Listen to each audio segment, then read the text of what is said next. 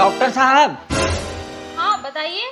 मैं मरीज हूँ। देख के लग रहा है, बताओ क्या समस्या है। डॉक्टर साहब, मुझे अपनी बॉडी का पूरा चेकअप करवाना है। हो जाएगा, कपड़े उतार के वहाँ लेट जाओ। मतलब तुम्हारा कान ठीक है। अब एक काम करो, वहाँ जाओ, जाके खिड़की से कूद जाओ। हैं डॉक्टर साहब, मुझे पागल समझो क्या? मैं नहीं कूदूंगा वहाँ से जाके।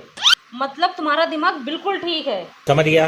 अब एक काम करो, मेरा हाथ देख के बताओ घड़ी में टाइम कितना है।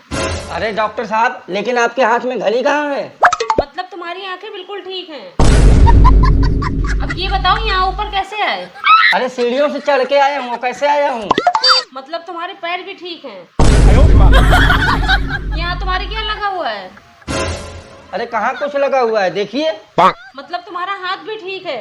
चलो तुम्हारी जांच पूरी हो गई, निकालो 2000 रुपए मेरी फीस। निकालो निकालो। हाँ हाँ, दे रहा हूँ।